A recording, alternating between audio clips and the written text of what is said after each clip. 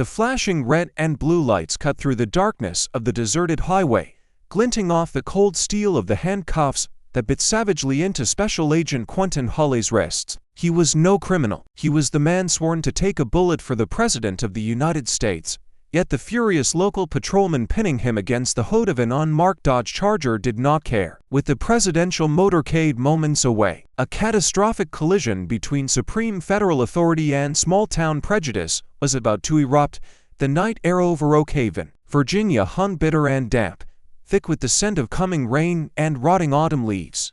Route 114 normally lay quiet and winding, bordered by dense pines and gated estates. Tonight it had become the hidden artery for a classified movement of President Elias Thorne. Special Agent Quentin Hale sat behind the wheel of a black unmarked Dodge Charger, the engine humming low and steady. He had risen through the ranks of the United States Secret Service, moving from the exhausting demands of the uniformed division into the elite presidential protective detail. He was a man of quiet intensity, his dark eyes sweeping the intersection with the sharp focus of a predator. Beneath his tailored charcoal suit lay layers of tactical gear, a Kevlar vest, communication wires, and a Sig Sauer holstered at his hip. His earpiece crackled with encrypted traffic. Advance 1. This is Warlock. Package wheels up from the fundraiser. ETA to your checkpoint is imminent. Hale touched the cold wire at his neck. Warlock, Advance 1. Sector is secure. No civilian traffic. Intersection locked down. Ready to receive the package. Copy that, Advance 1. Holding radio silence until the final approach, he lowered his hand to the steering wheel. As the advance point man, his duty was to hold this vulnerable crossroads until the motorcade thundered through. He had positioned the Charger perfectly in the shadow of a massive oak, ready to block any threat. Then the rearview mirror exploded with blinding strobing light. Hale narrowed his eyes. A local Oak Haven County police cruiser had crept onto the shoulder behind him and activated its light bar. The red and blue glare sliced through the night, flooding the Charger's interior with harsh shadows. Hale exhaled slowly. He knew the protocol. Local officers had been told a federal operation was underway, yet only the chief and shift commander knew the precise route and timing. Patrol officers on the street were kept in the dark, meant only to serve as a distant deterrent. In the side mirror, he watched the cruiser door swing open. Out stepped Officer Travis Cole, stocky, with a tight buzz cut. Cole radiated nervous, aggressive energy. His hand already rested on the butt of his service weapon as he approached. Flashlight beam stabbing toward Hawley's mirror. Hale rolled down his window before Cole reached the door, both hands clearly visible on the steering wheel. He understood the reality of the moment. He was a black man in a dark-tinted car on a wealthy suburban road late at night. Dash, clearance, and training mattered less than the primal rules of the street. Evening. Officer, Hale said, voice steady and calm.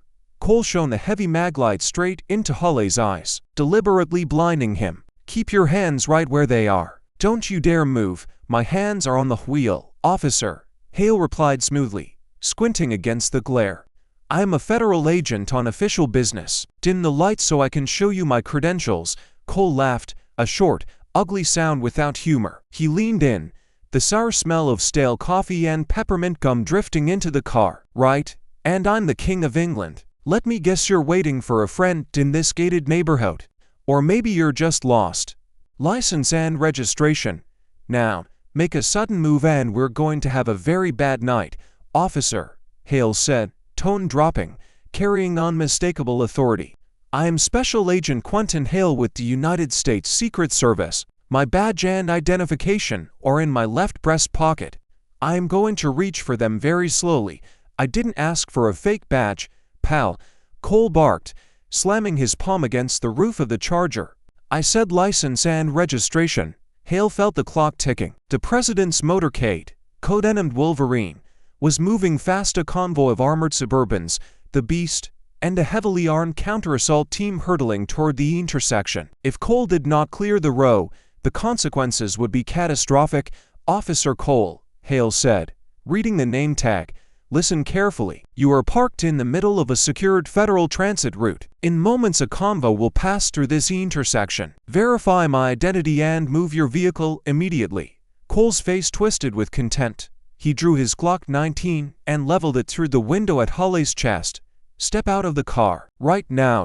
The metallic click of the pistol seemed to echo inside the Charger. Hale stared down the barrel, heartbeat steady. He had faced genuine monsters before, but the man holding the gun now was no terrorist. He was a terrifying, arrogant local cop drunk on petty authority and blinded by prejudice.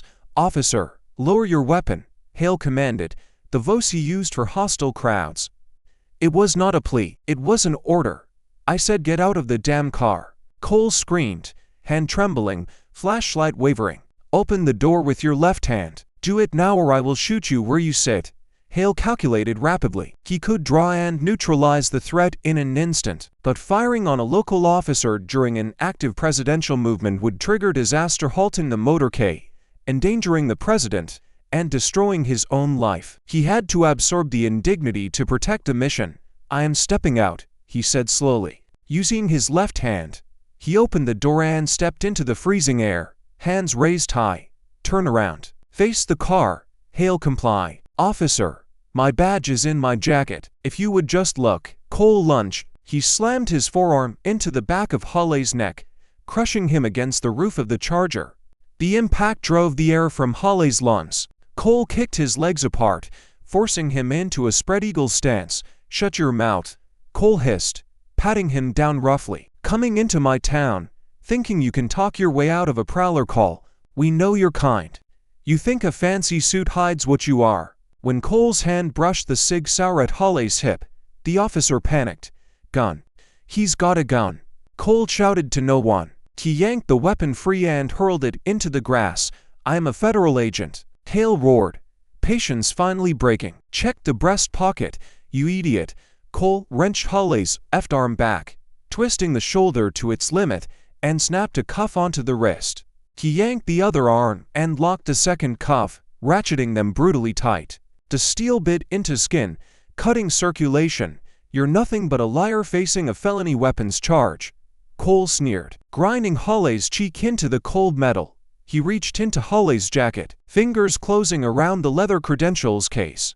He flipped it open under the flashlight beam. The gold Secret Service star gleamed. Beside it lay the crisp federal identification card with Holly's photograph and the Secretary of Homeland Security's signature. Cole stared for a long, agonizing moment. A rational man would have uncuffed Hale at once, apologized, and backed away. The prejudice and pride form a toxic, blinding mixture.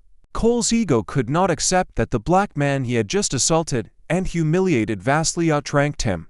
"Nice prop," Cole scoffed, voice dripping venom. He tossed the case onto the wet asphalt, to badge scraping gravel.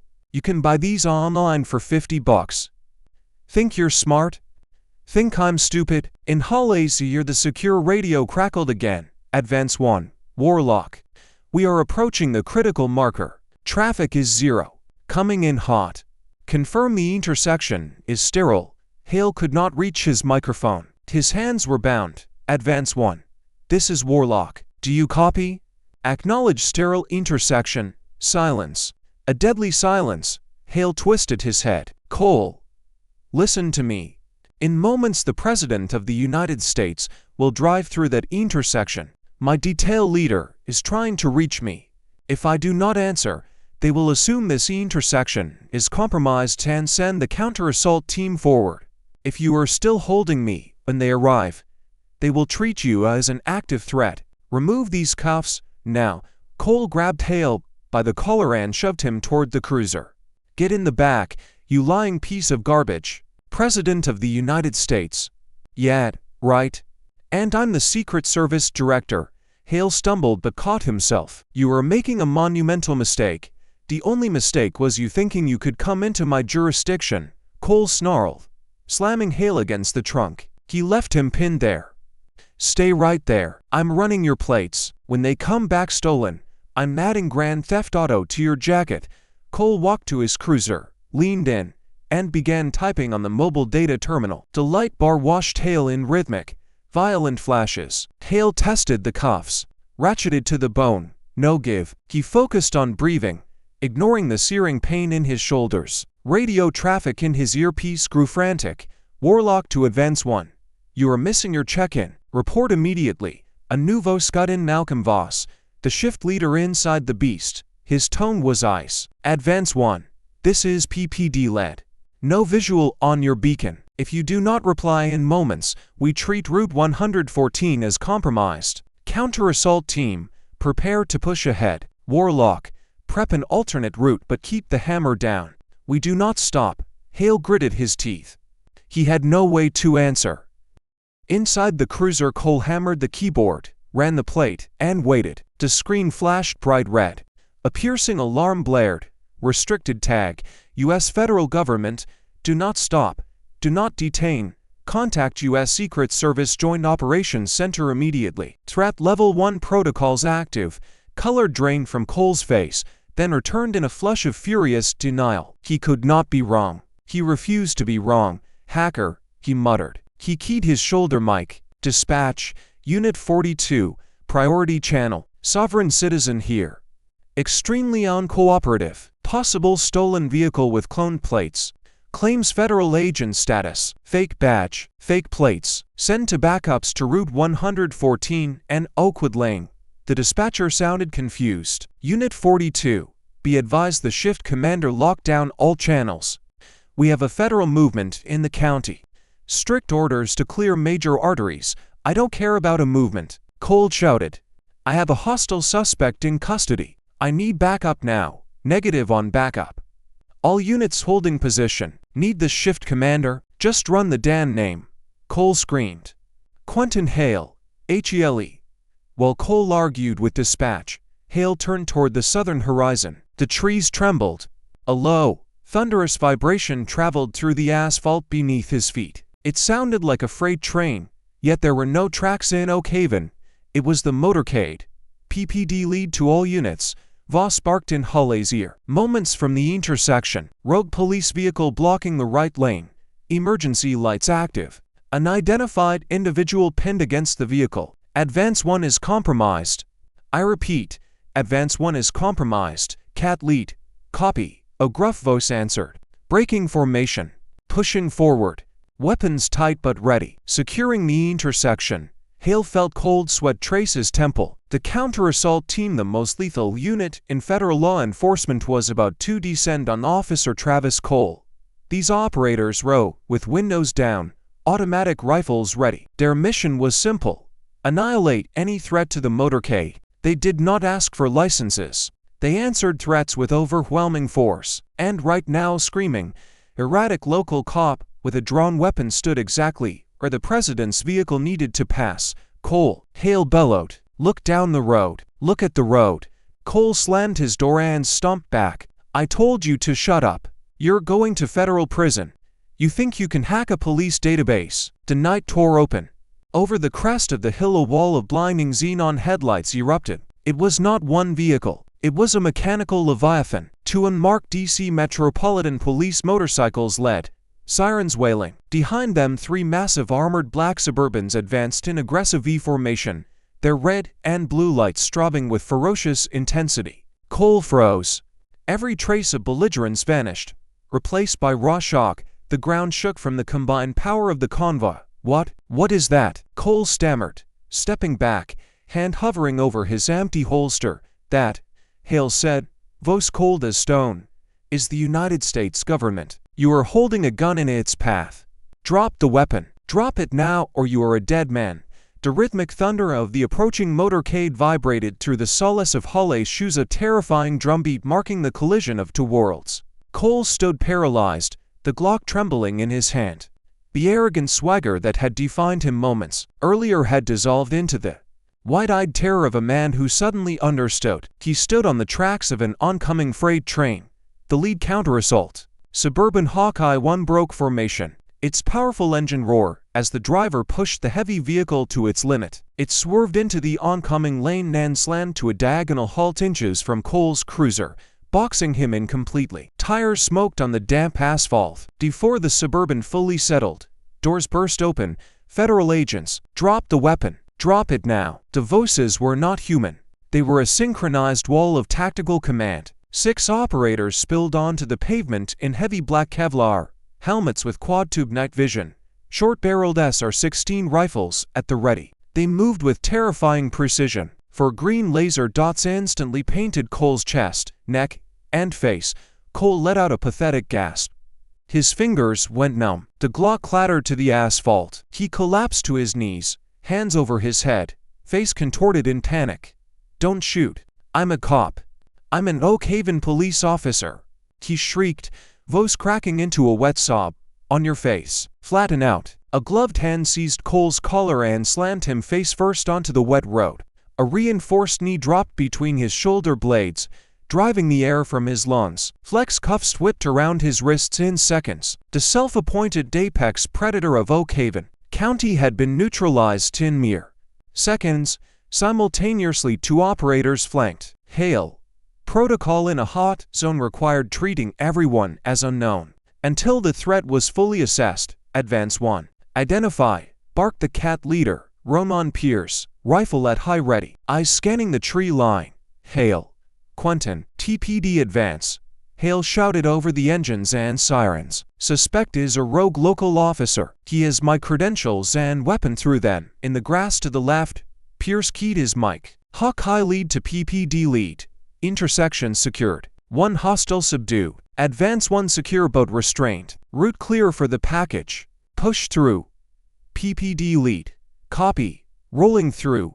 Hale turned as the main motorcade arrived. The spectacle was breathtaking even to a seasoned agent. 2 more tactical Suburbans glided past like a rolling wall of steel. Then, nestled in the armored center, came the beast, the presidential limousine, an impenetrable fortress of composite armor and ballistic glass. It cruised past Cole's cruiser at steady speed. The dark windows revealed nothing of President Elias Thorne inside. The commander-in-chief was likely reading briefings or sipping coffee, insulated from the life and death drama unfolding feet away.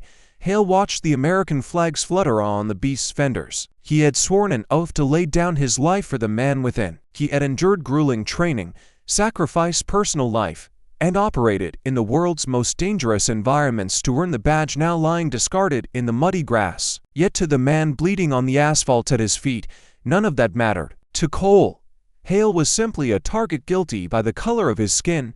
The beast and its escort disappeared around the bend, taillights fading into mist. The immediate crisis had passed.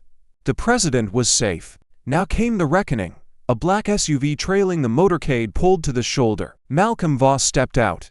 Voss was the PPD shift leader, a veteran whose chilling calm unnerved even hardened agents. He wore a perfectly tailored suit, stark contrast to the armed operators around him. Voss walked slowly toward the scene, taking in the flashing lights, the discarded Glock, and Hale still pinned to the cruiser. His jaw tightened, a tiny sign of bowling fury. He gestured to Pierce, cut him loose. Pierce produced heavy tactical shears, slipped them between Holly's wrists and the cuffs. Hold still, Quentin. These are ratcheted tight. Might pinch. With a sharp squeeze the chain severed. Then the locks were picked. Hale brought his arms forward, wincing as blood rushed back into bruised, indented wrists. He did not rub them. He simply rolled his shoulders, straightened his tie, and composed his face into an impassive mask of professionalism. "You good, Quentin?" Voss asked quietly. "I'm fine, boss." Hale replied, eyes drifting to Cole. "Minor delay in the perimeter. Find his gear," Voss ordered. Operators swept the grass with flashlights. Within seconds, one retrieved the Sig Sauer, wiped it, and handed it to Hale. "Grip first." Another recovered the leather credentials case, brushed off the dirt, and passed it over. Hale holstered the weapon and slipped the badge into his breast pocket. His authority was restored. Voss approached Cole and looked down with detached disgust. "Stand him up." The operator hauled Cole to his feet. The officer's uniform was streaked with road grime. His nose bled from the asphalt. His eyes darted wildly. Every trace of bravado had vanished. He was a broken man confronting the colossal magnitude of his mistake. I didn't know," Cole stammered, voice shaking. "He was in an unmarked car. He looked suspicious. He wouldn't comply with my lawful orders." "Lawful orders," Voss repeated, the words tasting like ash. He stepped close, casting a shadow that seemed to swallow Cole whole. "Let me explain what happened, officer," Voss said, voice dropping to a terrifying register. "You abandoned your assigned post. You conducted an unauthorized traffic stop on a classified federal vehicle. You held a serving Secret Service agent at gunpoint. You assaulted him. You disarmed him. And you placed yourself and your vehicle directly in the path of the president during an active high-threat transit. He didn't show me his badge. Cole lied desperately. He refused to identify himself. Hale stepped forward. He did not raise his voice. He did not need to. I told you exactly who I was. Cole, I told you where my badge was. You took it from my pocket, looked at it, called it fake, and threw it in the dirt. You didn't care about the truth. You only cared about putting a black man in his place. Cole's mouth opened and closed soundlessly.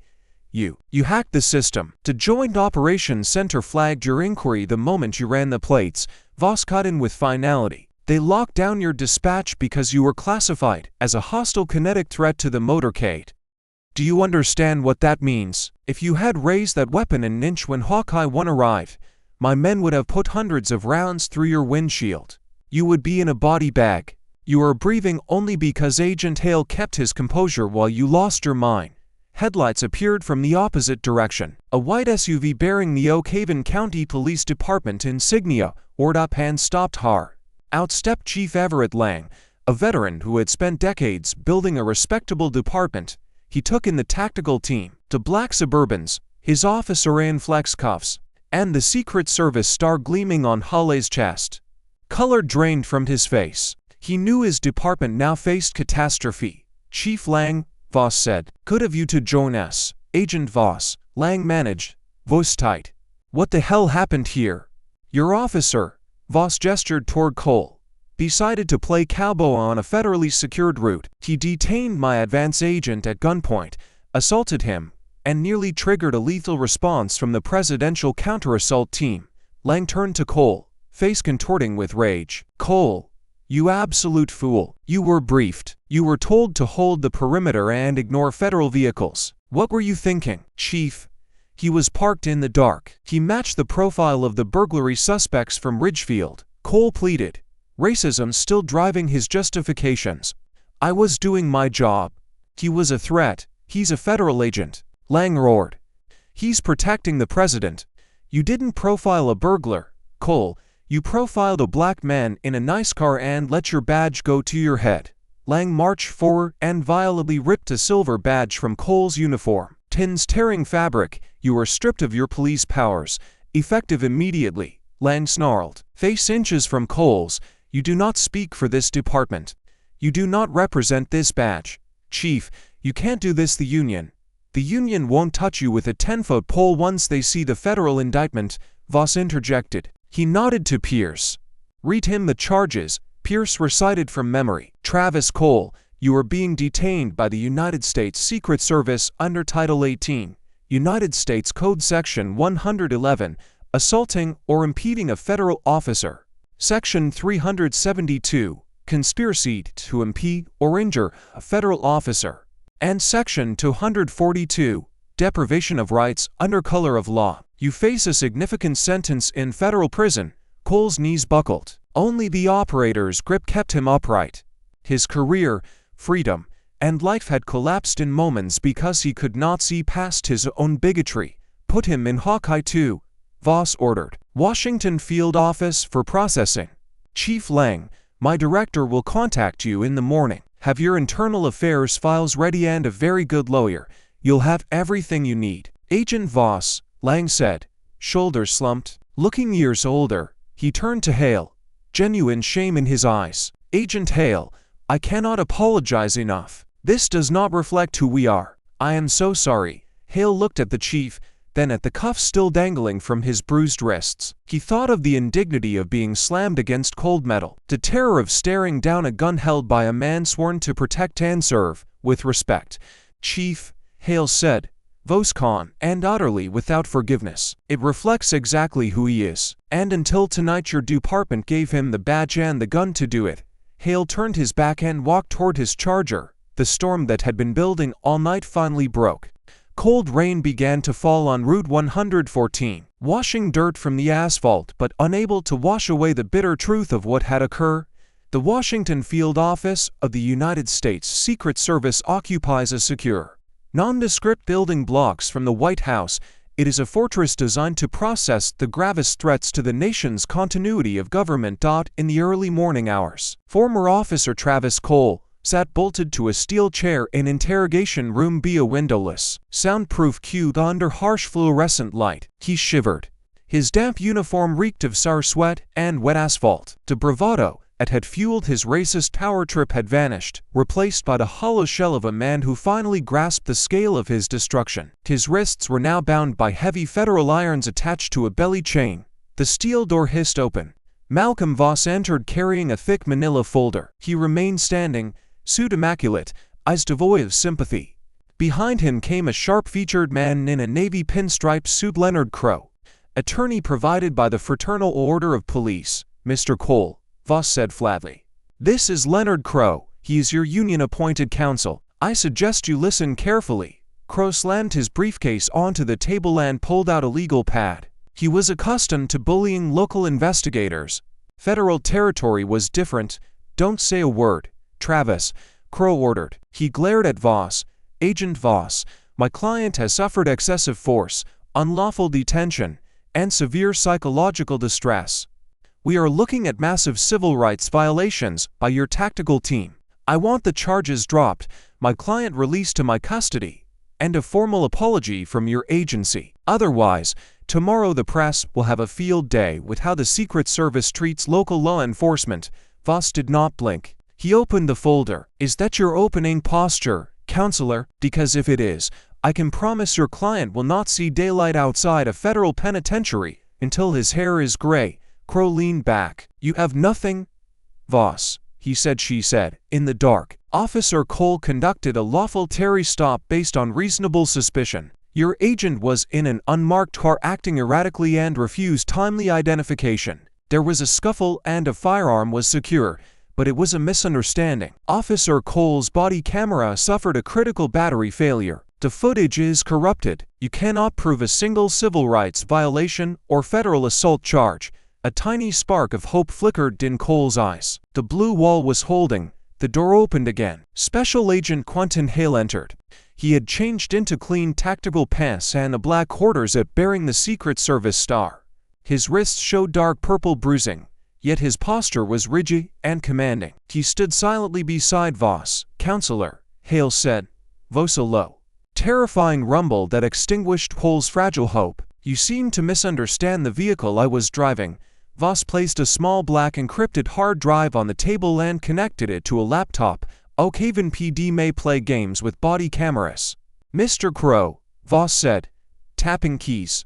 The Secret Service does not. Agent Hawley's Charger is a PPD advanced interceptor equipped with an integrated hardened 360-degree high-definition recording suite, optical, infrared, and audio. It has no off switch and uploads in real time to our secure satellite network. Crowe's smug expression faltered. Cole looked as though he might be sick.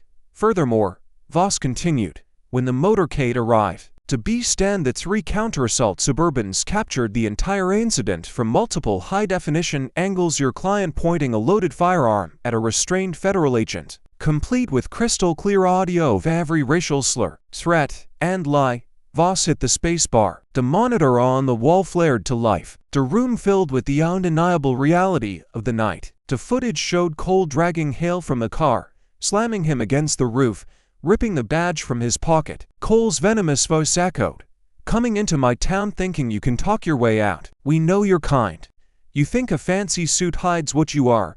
The video showed Cole examining the gold star, tossing it into the dirt, leaving Hale handcuffed and helpless. It showed Cole holding the Glock, finger dangerously close to the trigger, color drained from Crowe's face. He was ruthless, but not suicidal. He knew a dead-end case when he saw one. He closed his legal pad and packed it away. What are you doing?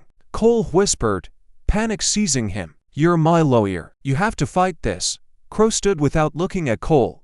Gentlemen, the Fraternal Order of Police does not condone this behavior. I will advise the union to withdraw all legal support from Mr. Cole, effective immediately. He will need private counsel or a public defender. Wait, you can't leave me here. Cole screamed, straining against the belly chain, chair scraping concrete. Leonard, come back. Crow walked out without a glance. The heavy door clicked shut. Voss closed the laptop. The Department of Justice is leading your prosecution, Cole. The Attorney General was briefed earlier. They are making an example of you.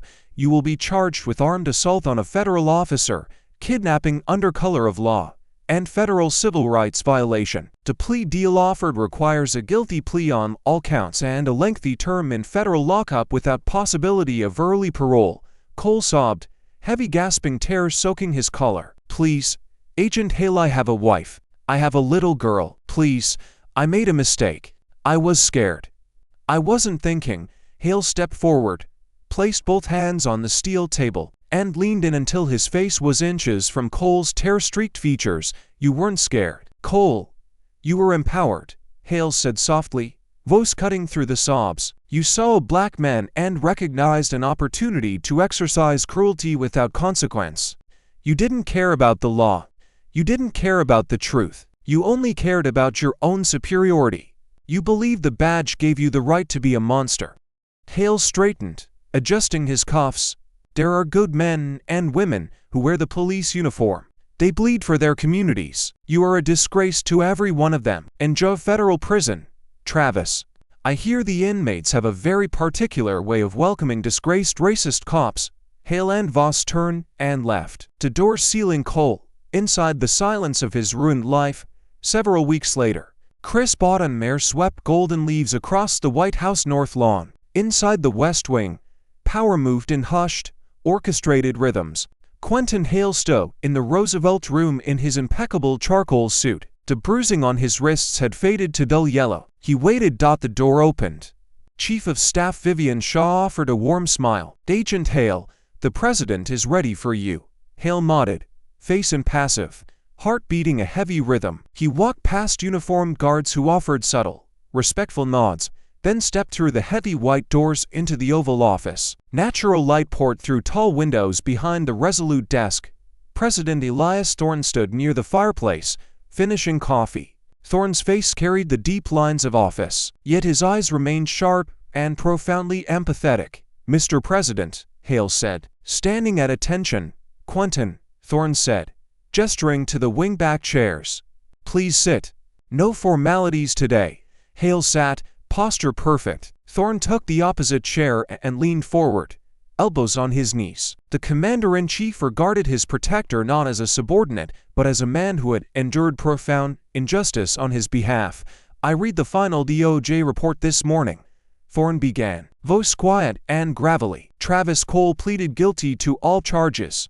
He has been transferred to federal prison for a lengthy sentence. Chief Lang resigned, and the Department of Justice has placed the Oak Haven Police Department under a sweeping consent decree to remove the rot. I am aware, sir. Hale replied evenly. Justice was served. Thorne sighed. Justice was enforced, Quentin, but it does not erase what happened.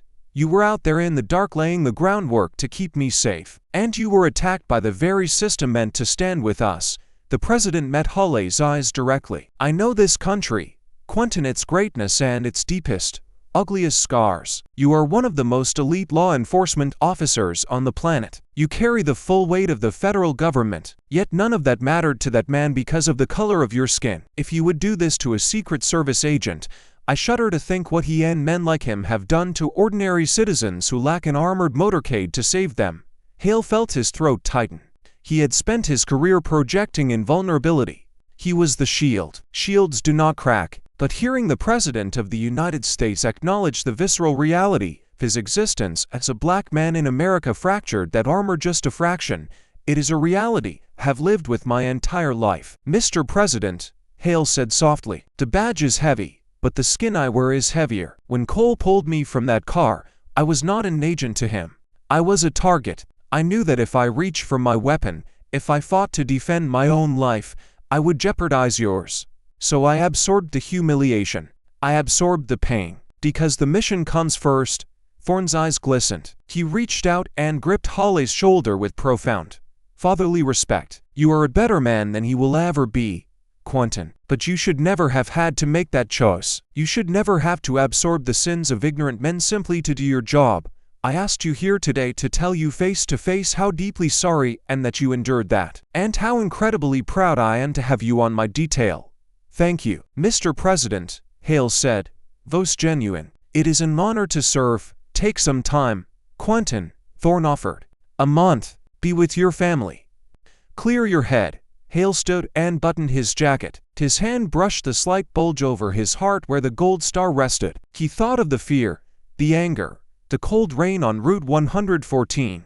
He thought of coal in a concrete cell, stripped of power. He thought of children growing up in neighborhoods with no federal cameras, no counter-assault teams to intervene when red and blue lights flashed. With respect, Mr. President, Hale said, eyes hardening with renewed purpose, I would prefer to remain on the active roster. I have the next shift, Thorne smiled, slow and deeply respectful. Of course you do.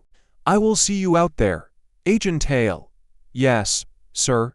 Hale walked from the Oval Office, heavy doors closing behind him. He stepped onto the colonnade. Cool wind brushed his face. The Washington Monument rose in the distance, a monument to a deeply flawed yet constantly striving nation. He drew the leather credentials case from his pocket and opened it. The gold star was slightly scratched where Cole had thrown it onto gravel. Hale ran his thumb across the mark. He would not request a replacement. He wanted to keep this one. It was a reminder. Power without accountability is a weapon. The only way to fight the darkness is to stand directly in its path, unyielding and unafraid.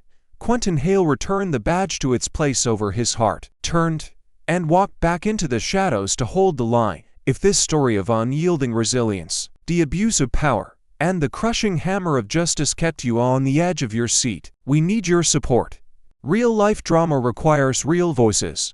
Hit that like button to honor heroes who hold the line under unimaginable pressure. Share this video with friends and family to spread this tale of federal justice striking down small-town corruption. Subscribe and ring the bell so you never miss our next thrilling, heart-pounding true life story. Stay safe, stay vigilant.